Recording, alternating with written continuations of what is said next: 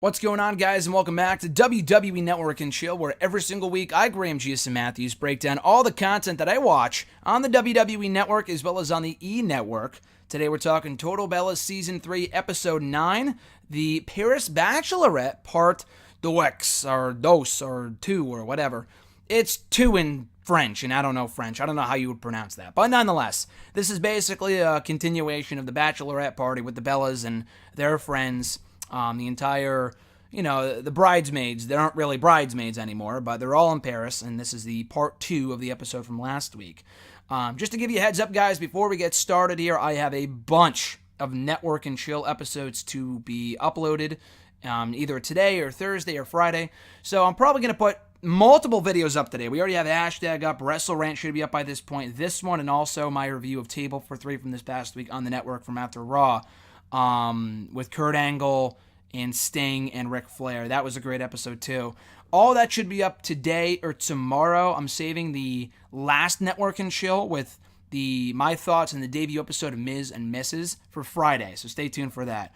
But anyway, going back to Season 3, Episode 9 of Total Bellas here, Brie has 2 days to put this masquerade together. And the last time we saw Brie and Lauren, the wife of JJ, they're the brother of the twins, for those not keeping track at home, they asked for attire like dresses. They asked for dresses to be made for this masquerade, and they found out that they thought like it was a sex party, like their tits would be hanging out and their nipples and all this other shit. They're like, we have no time to put this thing together, but we're gonna try. So Brie and Lauren work on it.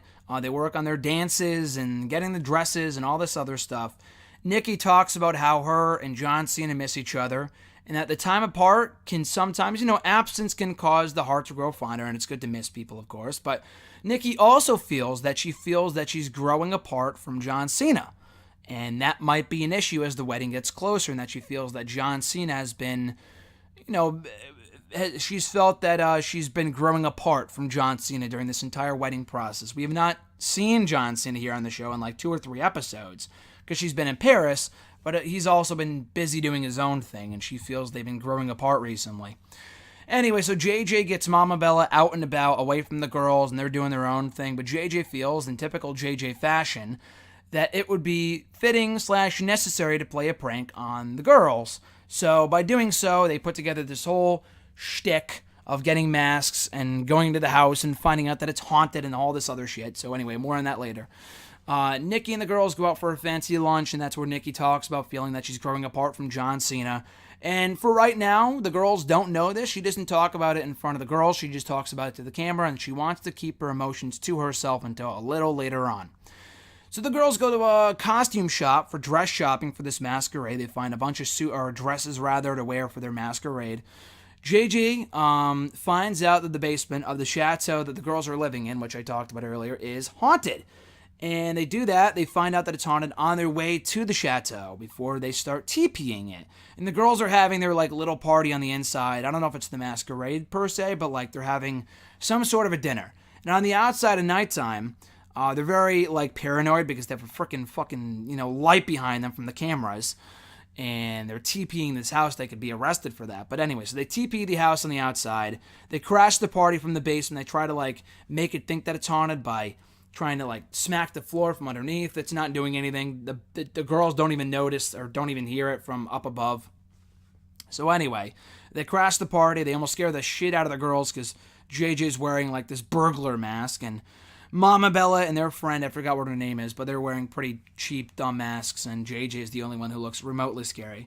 So anyway, Brie's in charge of everything. She doesn't know how she put it together, but she did. She got everything put together at the last minute. The party goes really, really well. And Nikki at this point feels that she's over-sacrificing, that she's done with like sacrificing things for John. And it's time to think about herself. So during the course of the party, the girls do some opera singing, specifically Brie and one of the other girls.